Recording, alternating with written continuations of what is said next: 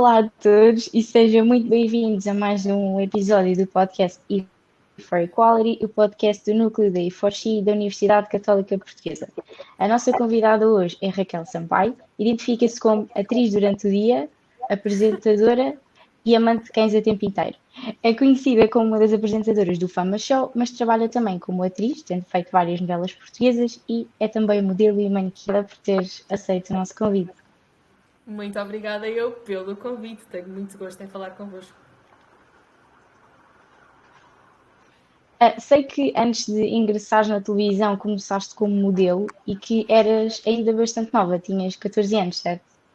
Tinha 14 anos quando me inscrevi na Como minha é arte. que é a experiência? Desculpa. Não faz mal, diz-me. Desculpa. Não, pareceu que a internet tinha falhado. Continua. E queria saber como é que é a experiência de trabalhar num meio tão nova que é conhecido como sendo muito competitivo e muito difícil. Eu acho que tens sempre os dois lados da moeda, tens as vantagens e as desvantagens. Eu tenho a sorte de ter tido uma educação que me fez criar muito as bases da minha essência e os meus alicerces estarem muito bem fixos e, portanto, a minha interpretação da moda foi ter a oportunidade de trabalhar nova, crescer, criar responsabilidade. Ou seja, a minha experiência foi boa, apesar de haver muita competição.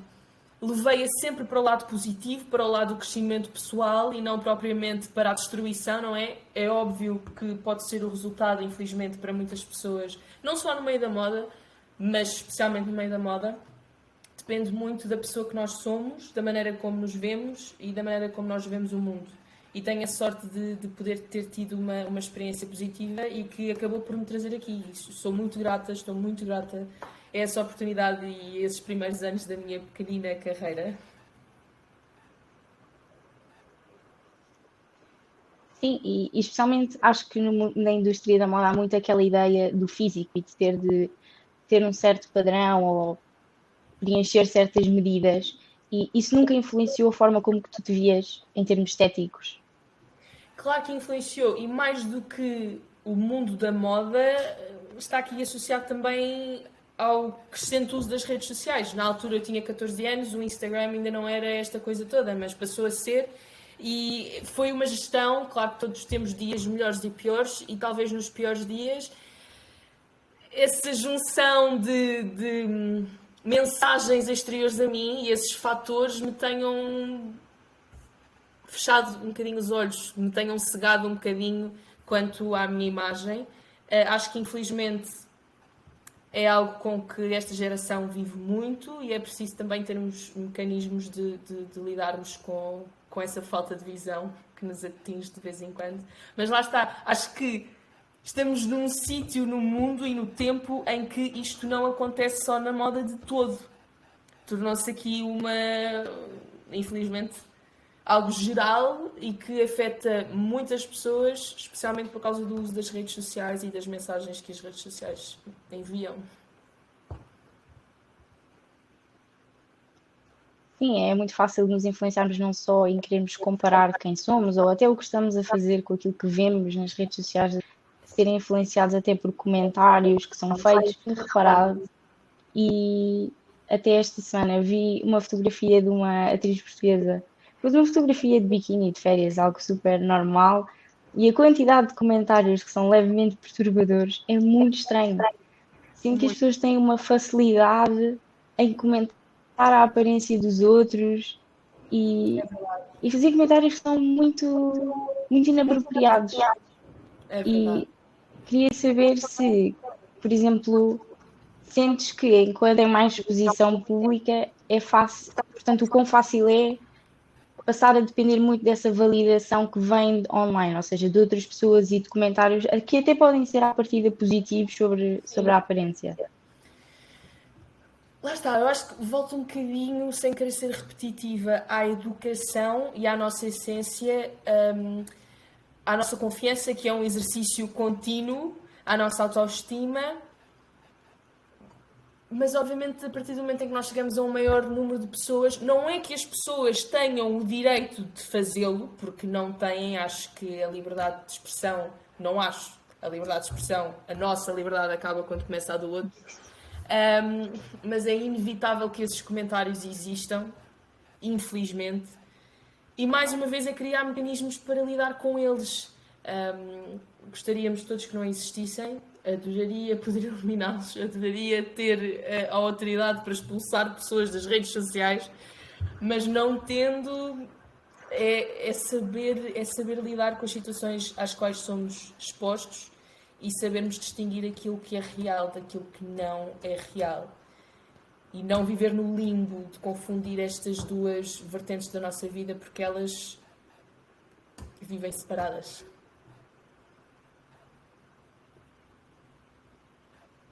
Sim, e até as redes sociais e até se calhar um pouco daquilo que tem experiência até em televisão, é muito uma questão de manter uma determinada aparência e de preencher a vontade de algum diretor ou seja do que for, dos produtores dos programas. E sim, ou seja, acredito que muitas vezes essa escolha até possa passar mesmo por padrões físicos. E como é que se lida com o ouvir o não? Ou seja, fazes imensos castings, como é que depois não deixas que esse não te afete quando no fundo é a avaliação daquilo, ou seja, quando estás a concorrer para alguém em termos profissionais, é sempre um pouco diferente de uma opinião nas redes sociais, não sei, ou imagino que seja, ou que lides de forma diferente. Os castings e levar nãos fazem parte do percurso de qualquer pessoa que esteja nesta área. E cria caráter, constrói caráter. Aprendemos a lidar com a frustração, aprendemos, quando há feedback, aprendemos com esse feedback e podemos... Lá está, o não é uma oportunidade de crescer. Porquê é que eu ouvi não? É alguma coisa minha? É uma característica minha que eu não consigo mudar, com a qual vocês não se identificam tanto para este projeto, ou é algo que eu estou a fazer errado na minha representação, que eu possa mudar? E é muito perceber isso, que críticas são construtivas, que críticas não são, não só nos castings, que normalmente são bastante construtivas, mas também nas redes sociais e no mundo no geral. É preciso distinguirmos sempre as críticas que conseguem acrescentar-nos algo das críticas que não nos trazem absolutamente nada. Sim, deve ser um grande exercício de tentar ser muito objetivo naquilo que se ouve e não deixar que isso afete a nossa autoestima, a autoconfiança, a imagem que tens de ti e dar-te a coragem, porque deve ser efetivamente muito complicado. Mas acho que seja muito difícil. Muito nova, habituei-me de alguma forma mais facilmente. Também tive sempre uma estrutura familiar muito, muito coesa em casa e sei que me ajudou também. Obviamente temos dias bons e maus, como já referi, mas de facto começar nova deu-me logo ali bases para lidar com as desvantagens da exposição nas várias áreas onde estou inserida e onde já estive. Por acaso teria a ideia que se calhar começando mais novo é sempre mais, és quase mais permeável àquelas que são as influências, sei lá, quando estamos no ensino básico e etc, ligamos muito às opiniões dos outros e queremos encaixar e pertencer ali e compramos uns ténis porque toda a gente tem e é muito curioso conseguires saber e lutar nessa situação e ter sempre, ou seja, conseguir ser mais objetivo e perceber que não apenas se calhar porque não me encaixo naquele papel ou assim. E se calhar até a estrutura familiar é sempre muito importante e acho. Sim. Mas tens toda a razão, começar nova, lá está, depende mesmo da pessoa, porque pode correr muito bem ou pode correr muito mal, podes aprender rapidamente ou ter o efeito contrário, é mesmo muito, muito, muito relativo, tens toda a razão. Sim, mas no fundo acho que, ou seja, se calhar também tu tendo uma estrutura familiar boa e uma rede de apoio também contribui sempre para que a experiência seja mais positiva. Até imagino que mesmo, portanto, na nossa geração, o Instagram não era claramente aquilo que é hoje e vemos muitas raparigas mais novas com os seus 14 15 anos que vivem muitas redes sociais e aquilo que elas mostram, e se calhar apoiam-se ali naquilo que podem não ter em casa, e é um pouco perigoso. Exatamente, Não exatamente. sei, é mesmo muito complicado. É, porque ser é perigoso antes, eu acho que. Óbvio, acho não. A infância tem um impacto muito grande, extremamente duradouro. A infância é quem nós somos todos os dias. A infância está na maneira como falamos, como nos sentamos, como nos comportamos. E não tendo na infância aquilo que uma pessoa precisa para lá estar criar equilíbrio na sua vida, é óbvio que nós vamos tentar ir buscá-la a outros sítios que nem sempre são os melhores. E se isso acontecia quando não havia redes sociais, as redes sociais vieram aumentar tudo. Tudo ficou muito maior. E de facto não é o melhor sítio para ir procurar aquilo que talvez nos falte. Parece rápida, é uma solução rápida, mas não chega a ser solução porque não é real. Sim. E sentes, por exemplo, ou seja, imagino que ser atriz agora na era das redes sociais seja muito diferente de há uns tempos, ou seja, não só o talento que têm enquanto artistas, mas até, ou seja, até que ponto é que as vossas redes sociais podem influenciar ou não, não só o conseguirem papéis, mas até a vossa própria visibilidade e depois conseguirem ter acesso a mais castings, ou seja, não sei se foi explícito. Sim, no meu caso, as minhas redes sociais cresceram por causa da televisão. Ou seja, quando eu comecei nas redes, comecei na altura em que era modelo, tinha poucos seguidores e o crescimento deu-se por causa da televisão. E lá está, a busca pelas pessoas que fazem parte do projeto depende do projeto, depende das características do projeto. E claro que o panorama mudou, mas talento é talento, e se o talento existe, faz todo o sentido que lá esteja. Sim. Sim, até às vezes sinto, se calhar até especialmente com mulheres, acho que, ou pelo menos se calhar eu sou mais atenta a esse tipo de situações em que acho que muitas vezes acaba por se denegrir o talento, a ambição, a conquista e aquilo que as mulheres alcançam, muito porque não só porque quem tem uma relação, mas quantos seguidores têm online, ou até muito em termos físicos. E é muito triste porque uma coisa pode estar relacionado, mas na maior parte das vezes não está.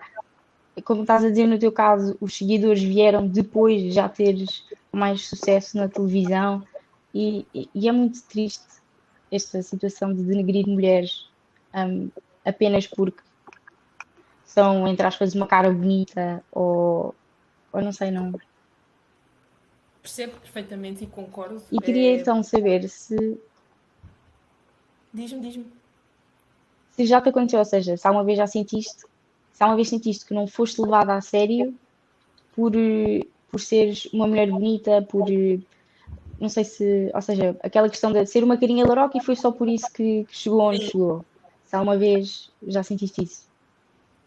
Pessoalmente, que eu te consiga dizer assim, já de caras, que não fui levada a sério por ser mulher, não. Talvez não tenha sido levada a sério em certas situações por ser muito nova, porque eu comecei muito nova e acho que isso é completamente diferente. Se eu sempre dei o dobro por medo de alguns julgamentos e por poderem vir a duvidar daquilo que eu sou capaz de fazer, talvez. E não estou a falar só na área da televisão, de todo, mas no geral. Porque lá está, a definição da carinha laroca, não me queremos chamar carinha laroca, a definição de carinha laroca não é uma coisa que eu queira, não. Lá está, até pode ser uma carinha laroca, mas não quer ser só uma carinha laroca, quer ser mais do que isso e quer sempre fazer mais para ter a certeza que me afasto dessa definição apenas e que não quero encaixar-me sempre e só nessa definição. Quero ser mais do que isso e faço por isso. Sim, é muito triste certos estigmas implicarem que as pessoas tenham para se afirmarem em algo que outras pessoas fazem com muito mais facilidade. E sinto sempre que as mulheres são sempre muito mais alvo a críticas. Até Sim, recentemente assistimos a um artigo muito triste que, no fundo, em nada tinha a ver com o profissionalismo da apresentadora e consideram que isso é relevante, porque é que o físico é tão relevante quando não é, no fundo, é isso que estás a dizer, tu podes ser uma mulher bonita, mas igualmente inteligente, ambiciosa, corajosa e etc. Uma coisa não são exclusivos e não não, somos só um ou só outro. não te limitam. E era o que eu te estava a dizer sobre o facto das redes sociais aumentarem tudo. Porque a mulher e o corpo da mulher sempre foi escrutinado, sempre esteve nas bocas do mundo e nas bocas das pessoas, sempre. Só que as redes sociais vieram trazer esse escrutínio e essas críticas de forma mais rápida, mais instantânea no momento e não podes, quase parece que não podes fugir delas. Se vives uma vida que de alguma forma está ligada com as redes sociais, tu sentes que não consegues. A qualquer momento podes ter de lidar com este tipo de comentários e com este escrutínio das pessoas que não é de tudo aquilo que nós ambicionamos, não é de tudo aquilo que nós queremos, não é por termos redes sociais que queremos ouvir ou ler alguns comentários que nos deixam. Queremos mais do que isso, somos mais do que isso. E o facto de expormos a algumas partes da nossa vida não dá direito a ninguém de exigir justificações, de pôr-nos numa situação em que possamos sentir que precisamos de validar algo. De facto, somos mais do que isso.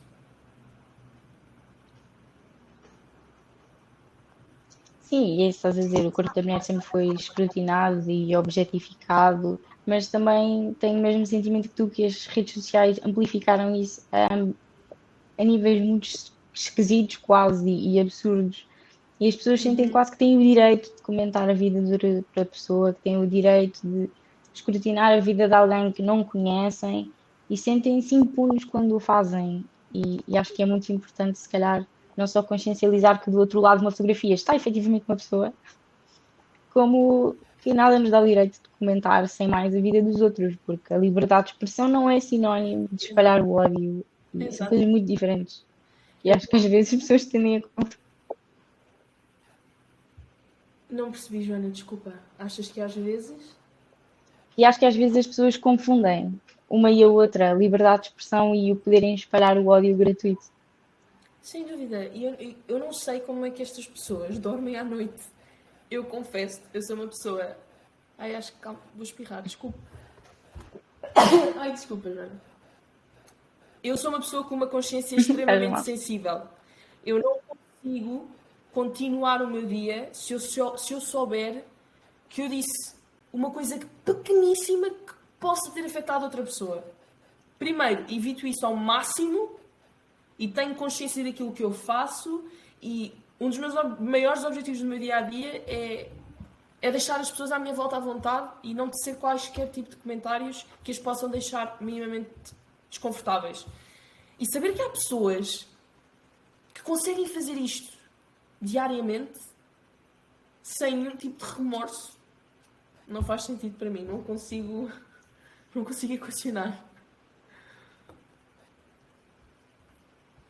Sim, é uma grande falta de empatia. A mim também faz imensa confusão. E até nem percebo o que é que as pessoas ganham com isso. Porquê? Porque é que eu hei de comentar a vida de alguém que não me diz respeito? Porque é que eu hei de. Nunca sabemos a reação que gera do outro lado. Temos assistido a coisas muito tristes, até mesmo nas camadas mais jovens, e é muito. E também não percebo tudo. E faz muita confusão. Mas, ainda um É pouco muito nesta onda das preocupante. redes sociais. Diz-me. Diz. Não, continua. Queria, queria só referir que, por um lado, não consigo perceber se são pessoas que fariam isto pessoalmente ou se só o fazem nas redes sociais. Eu acho que há pessoas que têm a falta de discernimento de fazer isto para fazer isto pessoalmente. Por outro lado, a frieza que a comunicação das redes sociais criou é uma ligação fria. Tu não vês a pessoa, não consegues ler a pessoa, não consegues ver as reações das pessoas.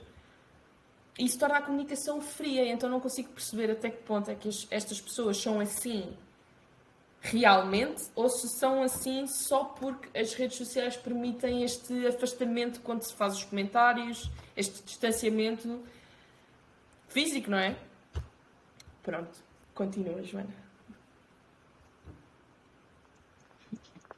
Não estás à vontade. Mas sim, também, se calhar também é um pouco isso. E, portanto, eu digo e depois já não é comigo. Posso-me distanciar dessa situação porque, pronto, é quase como se não tivesse sido eu, porque eu não estava lá fisicamente para ser responsabilizado por aquilo que eu disse. E também, não sei também aquela questão até que ponto é que também não são pessoas que precisam de ajuda, de alguma maneira, para perceberem que aquilo que estão a fazer não é correto e que não beneficia ninguém. Exato. E um pouco nesta onda, queria saber se tens alguma dica para pessoas, alguém mais novo que possa estar a ouvir e que sim, de comentários de ódio ou de comentários negativos, de como é que é possível, ou seja, como é que lidamos com isto de forma a lá está, não influenciar a imagem que tenho de mim e saber quem sou. Se tens alguma dica? Eu acho que, em primeiro lugar, se está complicado para alguém fazer essa distinção do que é real e do que não é real, eu acho que é muito importante percebermos que nós existíamos antes do Instagram. Talvez não pessoas que já nasceram nesta geração, mas o ser humano existia antes do Instagram. O ser humano existiu antes das redes sociais. As pessoas viviam sem este tipo de comunicação. Portanto, se calhar um afastamento das redes sociais não é uma má ideia. Nós não somos dependentes, ou não devemos ser dependentes das redes sociais, e talvez seja bom um exercício de distanciamento, de controlo do tempo que passamos no Instagram. É muito importante também, estou a falar do Instagram porque é, para mim e para o meu trabalho, e acho que para muita gente, a rede social número 1, é muito importante. São muito importantes as pessoas que nós seguimos no Instagram. Que tipo de pessoas é que nós seguimos e que tipo de conteúdo é que nós consumimos. É que a vida já é tão difícil, não é? Fora das redes sociais. Tentemos que as redes sociais sejam um escape positivo. O meu explorar, a minha página de explorar é comida deliciosa e cãezinhos. E é este tipo de conteúdo que me traz alguma paz na alma. Portanto, é procurar seguir pessoas e consumir conteúdo que nos deixe confortável. Porque as redes sociais não deviam existir para nos fazer sentir outra coisa qualquer. Não. Vamos usá-las como um escape. Vamos usá-las para aprender. Vamos usá-las para ler. Vamos usá-las para mergulhar em assuntos que nos fazem sentido. Vamos usá-las de forma positiva, porque as redes sociais têm, de facto, vantagens e pontos positivos para nos oferecer. Nós temos é de saber usá-las, e acho que muitas vezes acabamos por exemplo, malta mais jovem, rapazes e raparigas, consomem muito, lá está, o conteúdo com o qual se comparam. Se eu sou uma rapariga, vou ver raparigas que têm, se calhar, o corpo que eu queria ter, ou que vivem a vida que eu quero viver, e estão sempre a viajar, e têm namorado, e vão de férias para Bali, e para as Bahamas. Calma, não sabemos o que é que se passa do outro lado, e se não é um conteúdo, e nem temos de saber, se não é um conteúdo que nos faz bem, não vamos seguir, não vamos perpetuar essa... Vamos cortar. Nós existíamos antes do Instagram, não precisamos do Instagram para viver, e nem tudo o que lá está é verdadeiro. Portanto, é fazer essa seleção. Acho que é super, super, super importante ter um espaço limpo, um espaço saudável, tanto quanto possível, porque obviamente as redes sociais, os telemóveis e os ecrãs e os visores cansam, portanto controlar isso também. Mas ter um espaço que não seja... que não nos cause sentimentos negativos, que seja para rir, coisas para sentir, coisas para aprender. Isso é muito bonito, porque e acho que tens uma visão até positiva, diria, porque às vezes acho que falta mesmo essa mensagem de nós podemos e se algo que eu estou mal de alguma maneira, eu posso simplesmente deixar de seguir e nada acontece sem ser, se calhar, uma futura saúde mental muito melhor. E é isso, acho que controlar aquilo que vemos e se calhar seguir pessoas que têm um estilo de vida mais semelhante ao nosso, até para nos sentirmos de algum modo enquadrados ou que pertencemos, não tem nada de mal e é muito positivo. E acho muito, muito interessante ter sido esse o teu conselho, porque no fundo é muito inteligente e é muito simples e é capaz de ajudar bastante. Então, para mudar assim um pouco a onda das redes sociais, sei que, além do mundo da moda e da beleza, chegaste a ingressar nas redes sociais, chegaste a ingressar e que até escolheste uma área bastante interessante, que era engenharia de eletrónica, telecomunicações e computadores, se não estou em erro. Engenharia eletrónica de telecomunicações e de computadores. E é verdade, saí do meu secundário, fui O que é logo que te levou a ter interesse? Foi de sempre. Eu sempre tive um fascínio e uma obsessão pela tecnologia e como é que as coisas funcionam por dentro e como é que esta máquina de lavar sabe o que é que tem de fazer e como é que este telemóvel e como é que este computador. E depois eu acho que nós fizemos parte de uma geração, obviamente não é a geração dos nossos pais que ainda assistiu a essas mudanças tecnológicas de outra forma e coisas muito mais uau, mas ainda assim eu acho que, por exemplo, eu era miúda e tinha aqueles flips, sabes, flip-flop, telemóvel flip-flop, não é? E de repente temos um canhão destes. E eu sempre, à medida que as coisas iam saindo, eu pensava, poxa, mas isto não para. O que é que faz isto continuar? Eu tenho de perceber isto. Pronto, e esse fascínio, essa paixão pela tecnologia levou-me a ingressar em engenharia eletrónica. Queria perceber o funcionamento daquilo que traz alguma facilidade ao nosso dia-a-dia, não é? Que é a tecnologia, especialmente os devices, como é que se diz? Como é que se diz device? Dispositivos. Os dispositivos mais pequenos, a maneira como impactam o nosso dia, sendo coisinhas tão pequeninas, como é que se fazem? E lá fui eu para a engenharia eletrónica. Coincidiu com a altura que eu fui para a televisão, mas não tendo concluído o meu curso de engenharia, foi uma experiência extremamente importante para mim.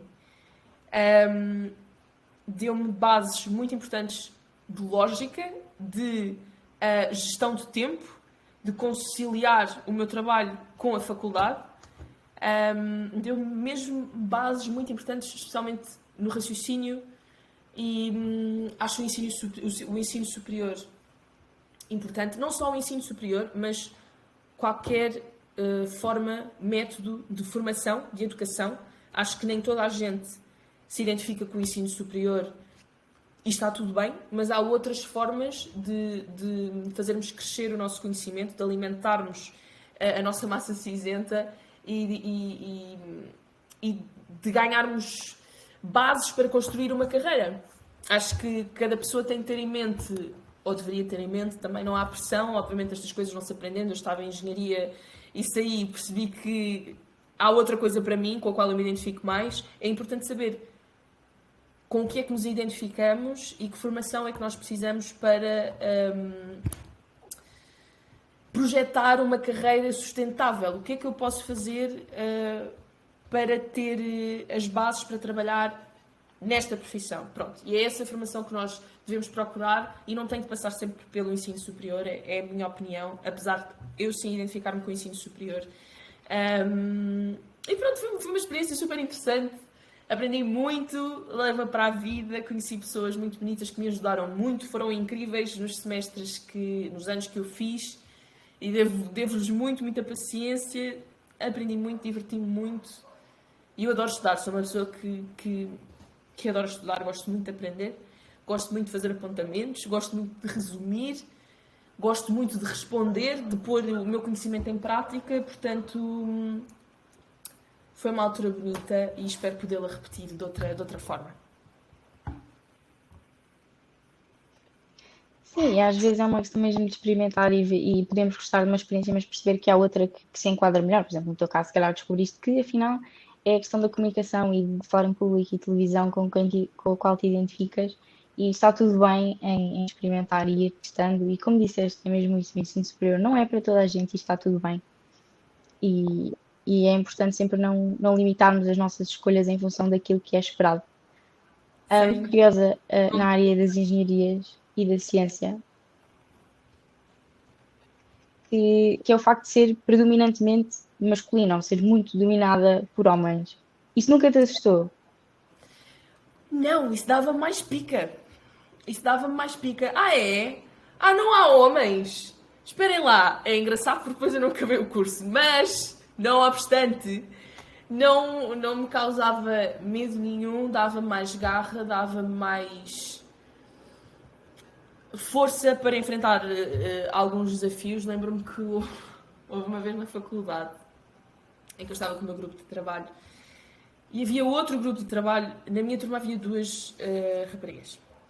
E o grupo de trabalho da frente estava mais avançado no trabalho. E o meu grupo tinha uma dúvida. E então eu fui perguntar ao grupo da frente como é que chegaram lá, qual era o processo, nós estamos aqui a perceber. O meu grupo veio comigo. E eles explicaram tudo aos rapazes do meu grupo e nunca olharam para mim. Nunca me disseram nada, fui eu que fiz a pergunta e eles não me explicaram a resposta a mim, explicaram aos moços que eram do meu grupo. Chegámos à mesa do nosso grupo, eles olharam para mim e disseram: percebeste, Raquel? Podes explicar? E eu: com certeza. Mas acaba por não é uma coisa. Lá está, eu uso isso ou usava isso não como forma, não como destruição, mas como gasolina, gasóleo, como combustível para eu continuar e perceber que não, somos iguais, temos as mesmas capacidades, aprendemos da mesma forma, ou não aprendemos da mesma forma porque cada um é como cada cal, mas não se divide em géneros. E mostrou-me que de facto não há nada que uma mulher não possa fazer, não há nada que, em termos de profissão e em termos de trabalho, que uma mulher não possa fazer, que um homem faça. Portanto, em termos de profissão e trabalho, é muito mais. Não falando das partes biológicas. Mas sim, foi uma experiência também que me elucidou muito sobre o papel da mulher, sobre a força da mulher. E tenho muito orgulho em ter feito parte da minha faculdade, do meu ISEL, que tanto me ensinou. Muito grata pela experiência, que apesar de não ter sido concluída, foi uma experiência.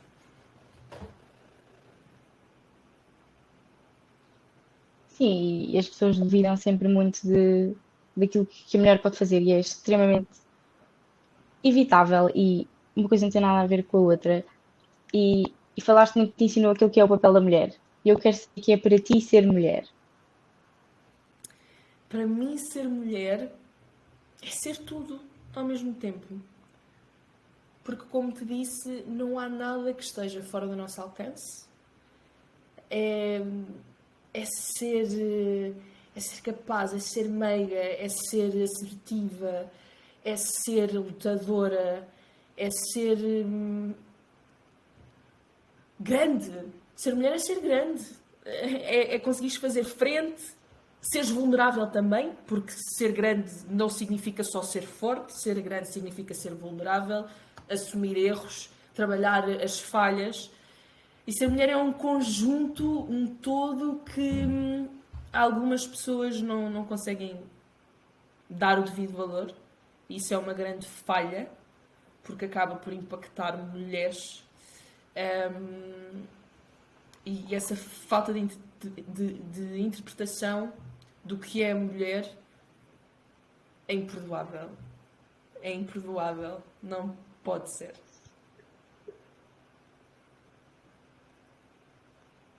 Sim, aliás, estou até um pouco boquiaberta porque a tua resposta foi muito boa, incrível, não estava de todo Obrigada. à espera, porque que é isso? É muito isso, mulher é ser tudo e há muita força na vulnerabilidade e, e no fundo é isso, ser mulher é ser tudo e nós temos de perguntar sempre se acreditas que daqui a 50 anos a igualdade de género vai ser uma realidade e não apenas um sonho?